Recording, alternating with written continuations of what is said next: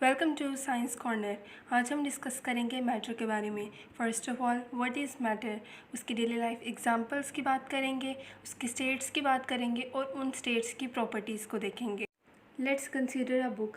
अगर हम एक बुक को उठाते हैं तो उसका कोई ना कोई मास होता है, हम उसके वेट को मेजर कर सकते हैं। उसी तरीके से अगर हम उस बुक को किसी भी चेयर या टेबल पर रख दें तो हमें पता है कि वो कोई ना कोई स्पेस ऑक्यूपाई करेगी। इसका मतलब कि उस बुक का वॉल्यूम है।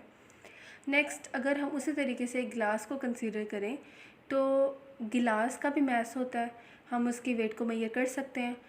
वो भी अगर हम उसको भी किसी टेबल पे या चेयर पर रख दें तो वो भी कोई ना कोई स्पेस ऑक्यूपाई करेगा।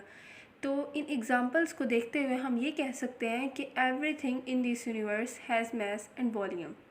चाहे वो कार हो, सेल फ़ोन हो, डेस्क हो, लैपटॉप हो, हर चीज़ का मास और वॉल्यूम होता है। नेक्स्ट, अगर हम मैटर की डेफिनेशन की बात करें तो मैटर की डेफिनेशन यही है कि anything that has mass and occupies some space is called matter. अगर हम क्वेश्चन की बात करें, क्वेश्चन एक अराइज होता है why chair is a matter, तो हम आंसर कर सकते हैं कि because it has mass and occupies space and has a some volume. तो अगर हम इसकी स्टेट्स की बात करें मैटर की, इसकी 3 स्टेट्स होती हैं: solids, liquids and gases. First of all हम सॉलिड को देखते हैं। सॉलिड क्या है? कोई भी रिजिड ऑब्जेक्ट जो होगा वो सॉलिड होता है। हम एग्जांपल के तौर पर एक बॉल ले रहे हैं। हमें पता है कि जो बॉल होती है उसकी डेफिनेट शेप होती है। इसी तरीके से सॉलिड्स की भी डेफिनेट शेप होती है। एक बॉल का डेफिनेट वॉल्यूम भी होता है। उसी तरीके से सॉलिड्स का भी डेफिनेट वॉल्यूम होता है कि हम उन्हें उठा रहे हैं तो हमें पता चल रहा है।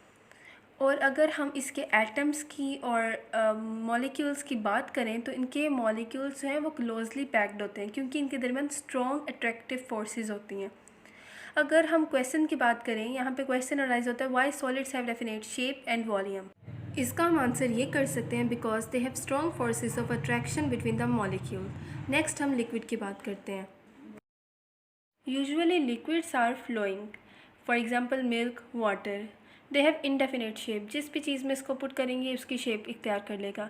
डेफिनेट वॉल्यूम होता है इनका कि अगर हम इज्यूम करें कि हमने 1 लीटर ऑफ वाटर किसी भी बीकर में डाला है तो अब हमें पता है कि इसके अंदर 1 लीटर ऑफ वाटर है, हम इसका वॉल्यूम मेजर कर सकते हैं। लेकिन इसकी शेप जो होगी वो बीकर की शेप के अकॉर्डिंग सेट हो जाएगी। लेकिन अगर वही पानी हम कॉनिकल फ्लास्क में डाल रहे हैं तो वो उसकी शेप ट्रेपेजियम शेप ले लेगा। इनके जो मॉलिक्यूल्स होते हैं वो लूजली पैक्ड होते हैं। क्वेश्चन अराइज होता है वाई लिक्विड्स फ्लो। अब हमें पता है कि इनके अट्रैक्टिव फोर्सेस मॉलिक्यूल्स के दरमियान वीक होती हैं, इस वजह से लिक्विड फ्लो करता है। नेक्स्ट आती हैं gases. Gases basically invisible state of matter है।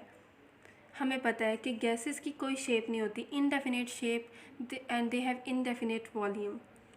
अगर हम गैसेस के दरमियान फोर्सेस की बात करें तो इनके दरमियान नेग्लिजिबल फोर्सेस होते हैं और इसके अलावा ये फ्री मूविंग होती हैं एंड गैसेस आर कंप्रेसिबल।